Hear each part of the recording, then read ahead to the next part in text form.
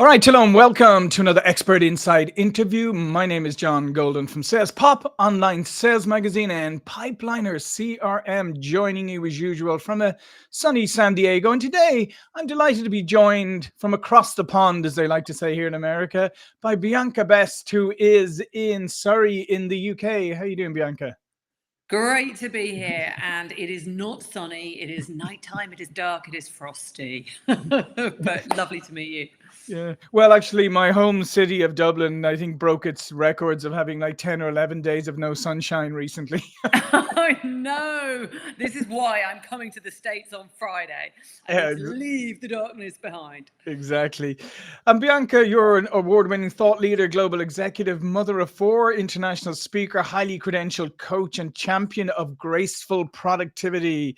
Your personal journey and decades of leadership, both entrepreneurial and in corporate settings. You've developed proven big impact strategies that empower individuals and organizations to thrive.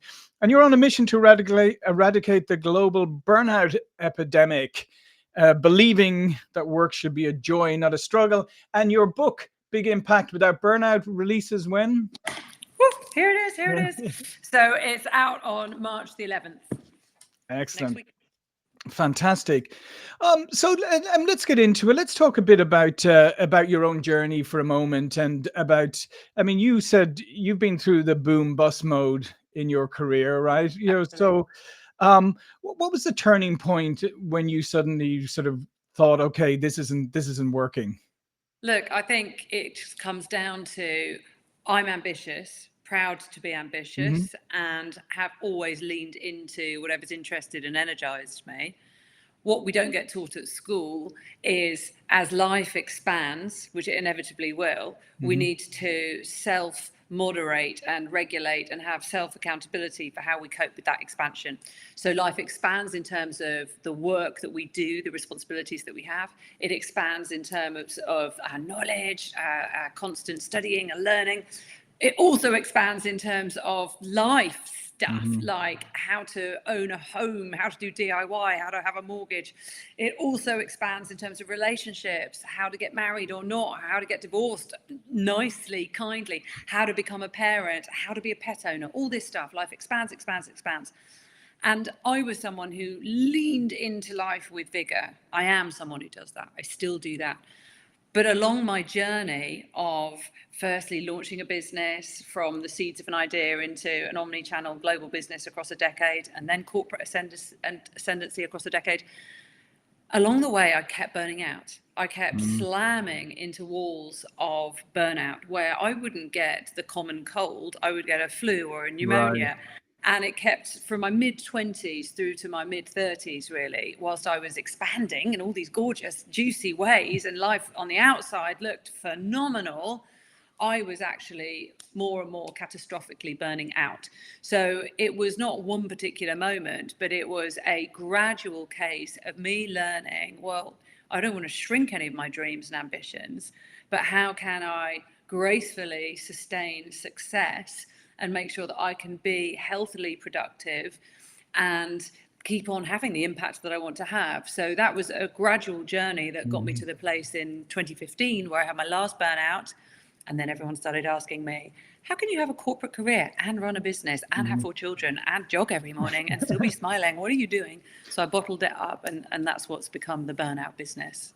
Yeah, because it is fascinating because we've grown up, certainly in the time that I've been in the States. Like we my growth and work has always been in this culture of that celebrates stress. To be perfectly honest, it Mm-hmm. celebrates overwhelm. It celebrates being so busy that you can't see straight, and Yeah. that's kind of been set as the model. So when you start to talk about that, you can do this without that.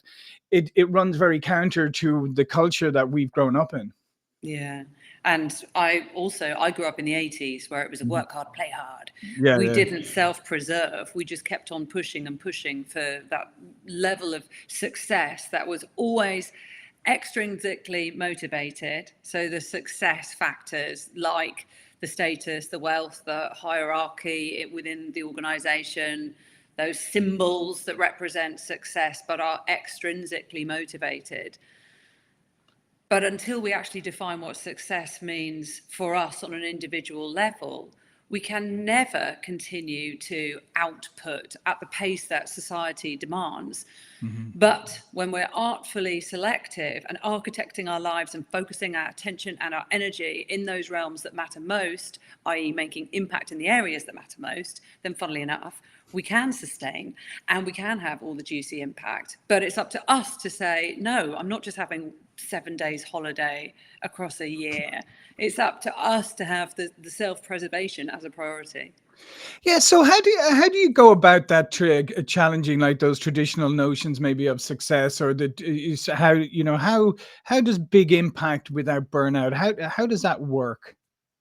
So the book is around 8 strategies and 2 parts. The first 4 strategies go within, and it's really around that journey to solidify inner foundations where we feel stable and able to then have impact externally. So then the final 4 strategies are in the book are around what do we do out in the world? How do we take our work out? How do we build relationships and connections? How do we define success and achieve fulfillment on a continuous basis? But I don't believe we can ever do that continuously and happily without having done the work around those first 4 strategies, which is laying those inner foundations. And those 4 strategies are around energy, Mm. are around mindset, are around time, and around purpose.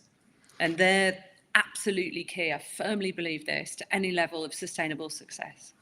Yeah, and it's interesting because we live in this strange culture today where people are constantly. I mean, number one, people always tell me how they're busier than they've ever been in their whole lives before, and I always counter that by saying, "Are we really though, or are we just more distracted than we've ever been in our lives before?" Because Exactly. there's so much noise out there. And the culture almost, I believe, or almost, not almost, it does. It doesn't want you to spend any time with yourself. It wants you to be constantly distracted. And I Mm. think people struggle with that bit you're talking about, that inner foundation, actually Yeah. spending any time kind of figuring themselves out. Yeah, you're absolutely right. And society has normalized this always on, this Mhm. frenetic productivity, this endless busyness, and this endless distraction. And the burnout statistics reflect that. Mhm. We have got a case where the World Health Organization classified burnout as a global epidemic in Yeah. 2019, and that was before the pandemic. The pandemic has just worsened things. So now we're looking at a bleak horizon where burnout statistics worsen year on year. And it's destabilizing our economy. It's costing around $1 trillion a year in terms of lost productivity and employee absenteeism, disengagement. And in those horrendous statistics, 75 to 90% of burnout cases are lifestyle based and preventable. Right. So if organizations and individuals are recognizing that this status quo cannot continue, the work needs to be done internally, first and foremost, to take that self-agency and self-accountability up to the fore to make sure that we can thrive. But it's our responsibility. Yeah, no, I love that, because I think that accountability thing is so critical. And again, I think the pervasive culture today has sort of told you that you're not accountable. Yeah, you don't have to be accountable for anything. It's always, Mm-hmm. as you said, it's always external to yourself. I think that one of the greatest liberating things in life is when you realize that you're responsible for your life, right? When I you agree. actually take that and you realize, yes, there are things that happen to you that maybe perhaps you don't have control over, but you have control over how you react to them. You have control over whether you stay in those situations. You have so much more control. But it takes taking that first step of saying, my life is my fault. Yeah, absolutely. Well, it is that famous Viktor Frankl quote, Mhm. the last of man's freedoms is our choice of attitude. Yeah. And that's it. And another interesting statistic around that is that emotions, when they arise in the body, they only last 90 seconds and then they float and flit on. But it's how we react to those emotions that changes our destiny, if you Mm, like. yeah. So we have to be accountable. And all too often I see shame and blame around burnout. So there's definitely this tendency to feel that we are failing because of this societal expectation of you should just keep grinding. So there's an internal shame. I certainly felt this for many years. I was so embarrassed. Why couldn't I keep doing it all? Why couldn't I? And I didn't realize that it was a myth. The whole myth of having it all was a myth. It was nonsense. I didn't want it all. I wanted to be more choiceful. So, that was, incredibly important to learn. We have to learn. So, for me, it was about that sort of shame side of things, ending that cycle. The blame is also very paramount, where we see employees saying it's my boss's fault. Yeah. It's my husband's fault. It's everyone else's fault. And that, again, isn't right. We are custodians of our lives. Yeah, and I like when you were talking about those four inner ones. The purpose one, I think, is something that people struggle with hugely, because I don't think it's always their fault, because I don't think it's ever really been explained to them what purpose really means. Yeah. Because most people think, okay, well, what's your purpose? Well, my purpose is to just provide for my family. That's why I'm doing what I'm doing. Or I want to do this, therefore I'm doing this. But that deeper purpose, I don't think people know how to articulate that. How did you discover your purpose? Well, I love that you are focusing in on purpose. My son came in here the other day and said, Mom, I'm so worried. I don't know my purpose. And it just made me realize that it's become this ethereal thing. We're seeking purpose, eradicate child hunger around the world. We think that's what purpose is. Purpose is simply following our excitement. It's simply understanding what makes us happy. And we can do that by paying attention to our passions. So what is it that we love to dive into? So Saturday morning, you wake up in bed, you don't have an agenda. What do you start researching? What are you interested in? Where does your knowledge want to expand? So your passions. Then you've got your values. You've got those core attributes that motivate you in life. What are your non-negotiables? The things that really, really matter to you, your values. Then you've got your skills, your strengths. You've got your, huge apologies. Oh, no worries. That was very annoying. So you got your values. Shall I start that bit again? Yeah, we can go. Let me just make a note of that. We can cut that out. Yeah, go on. You can start that again. Make sure that someone doesn't do it again. I don't know why that's just happened. Anyway. Okay, so in terms of identifying what your purpose is, picture a Venn diagram, and we're going to have a suite of circles. In one circle, we've got your passions. So what is it that you're really interested in that on a Saturday morning where you've got no agenda, you guilty pleasure research in bed because you can't get enough of that particular subject and you want to keep expanding in it? Then you've got a circle with your values in, your value set. Now, your values are your light posts, your guide posts to what motivates you in life, and you can only really find fulfillment when you're honoring your values. So you've got your values there. Then you've got your strengths, where you are able to do a particular task, unleash a skill that you find absolutely easy and other people struggle with. That is your beautiful, the sweet spot is in the middle of that. And when we pay attention to our passions, our values, and our strengths, it all becomes a lot easier if that's where we focus our time, energy, and attention. Yeah, and what's really interesting about that is, again, going back to human nature, and also where we've all grown up in both work and life, is this idea of we always focus in on the things that we're not good at, right? We always focus, and it's like when you go to. I have this. It's one of my pet peeves. Is like in corporate America, and certainly corporate everywhere. You have those performance reviews every year, right? And you sit down and you go, oh, Bianca, here's you did 2 things really well this year. Well done. Now here's 52 things that you didn't do so well, and now we're going to work on them. And then it's so upside down, because at the end of the day, like you said, is the things that you're not very good at are things that probably you don't like to do, and probably things you're never ever going to be any good at. So why don't we focus on what you're good at and your strengths, and why don't we try to accentuate that? And I think that bleeds over into life. Is we're always focused on the things that we don't think we're doing well, and not we're good at, and the things that we don't enjoy. Well, it's where, and that creates an awful lot of stress and Hmm. tension. And where a lot of the clients that I work with in my coaching practice come to me saying they are just so unmotivated and de-energized. They just Hmm. haven't got the energy to continue. Now, they tell me they like the particular role that they're in, but when I actually try and unpack, well, how much of your day is invigorating and inspiring you?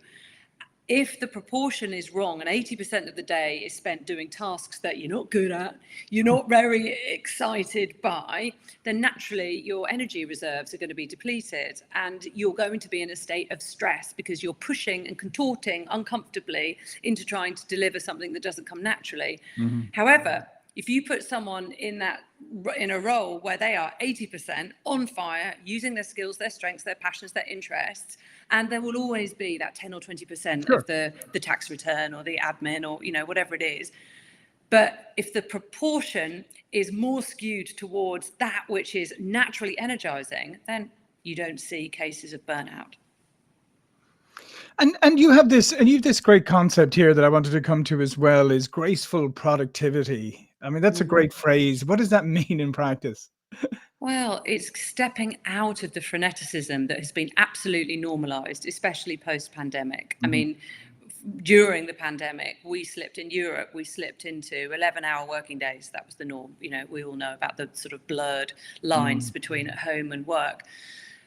But that badge of honor of busyness that you talk about, that is also so prevalent. And this busyness is actually not necessarily aligned with our highest contribution or where impact can best be felt. Hmm. So, graceful productivity is stepping into a place where we are very pointed and conscious with how we apply our energy, our focus, our attention, because it's absolutely possible to have your biggest impact when you are very conscious around how you are investing your time and your energy.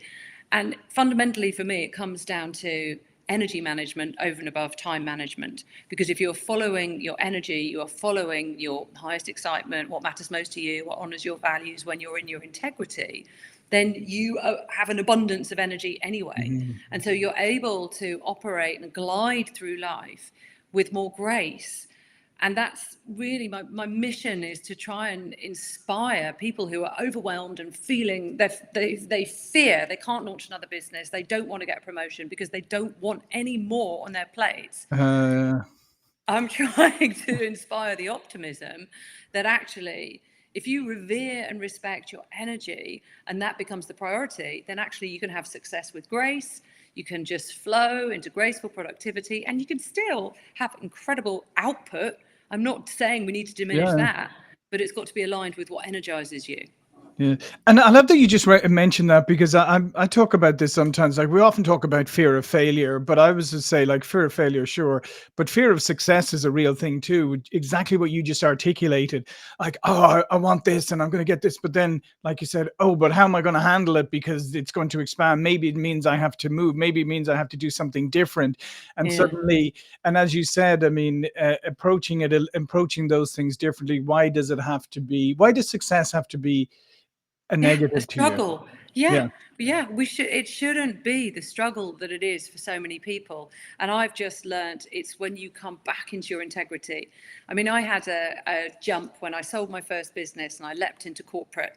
And I was in my mid-30s, and I'd never actually been in corporate Britain before. And suddenly Mhm. I was in big organizations and I didn't know how to behave. So I cut a fringe. I wore shoulder pads and black suits. And, I thought this was how I had to show up in corporate.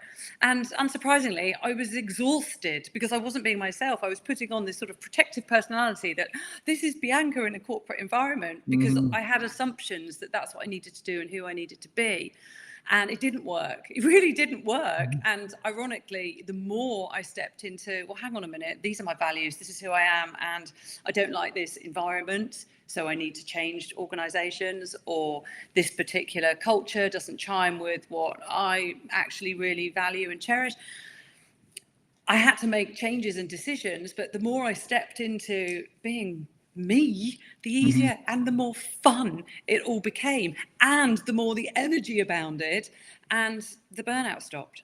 Yeah, and one other thing I wanted to mention too is, as you alluded to there a few minutes ago, I mean, I think it would be good for people sometimes to look at you. Again, we think that it's the amount of hours you put in, like, so I was putting in all these hours today, but look at the actual output of the quality. When do you do your best quality work? It's when your mind is clear, your energy is high, and maybe that's an hour. Maybe that's just an Yeah, hour. Maybe it's 2 hours, exactly. whatever.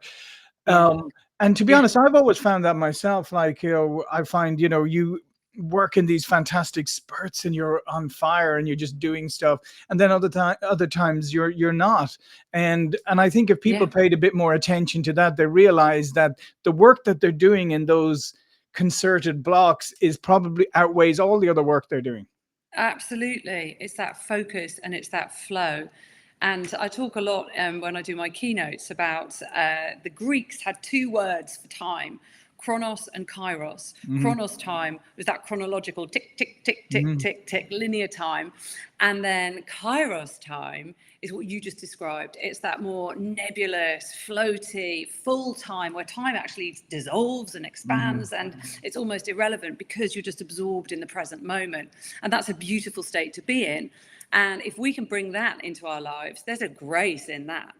And that absolutely comes through energy management over and above time management. Because when you're doing that work with energized vigor, then not only is the output better, but you feel a sense of agency as well, and time starts to expand. Yeah, no, it's fantastic. And just in finally, what's one piece of advice? Obviously, read your book. I think would be one great piece of advice. But one piece of advice, if somebody's feeling overwhelmed and burnt out, and they just don't know what to do. Growth always starts with self-awareness. And I've just Mhm. come from a keynote I just did at Accenture. And I asked everyone in the audience who has a journal, and only two people, two women, put their hands up. And that signals to me that there's only two people in that entire auditorium that are actually conscientiously concerned about proactively managing their self-awareness so that it's part of a daily practice. And that's a problem, because if we want to grow and ascend into a wonderful, beautiful life where success Mhm. has grace and we're in graceful productivity, it starts with self-awareness. Yeah. So I would really encourage listeners to get a journal, start the work of know thyself, because it truly is where you can then unleash your most magnificent self. Yeah, no, that's a great piece of advice because I always say to people, the self-awareness is the greatest gift you can give yourself. Unfortunately, most of us give it to ourselves maybe a little bit too, later in life than we should. So if you're younger now, if you start your self-awareness journey at a younger age, I guarantee you're going to have a fantastic life. That's so true, so true, so important. Yeah. So all of Bianca's information will be below this video. But before we go, please do tell people a little bit more about you and what you do. I am an impassioned author, mother, and I care so much about eradicating burnout and inspiring hope with the knowledge that all success is absolutely possible when we just step into a place of integrity. And it's my wish that people really recognize that you are the star of your own story and you can create your chosen destiny. Absolutely fantastic. Well, listen, thanks again, Bianca. Thank you for watching and listening. And I'll see you all again very soon. Thank you. Thank you for having me.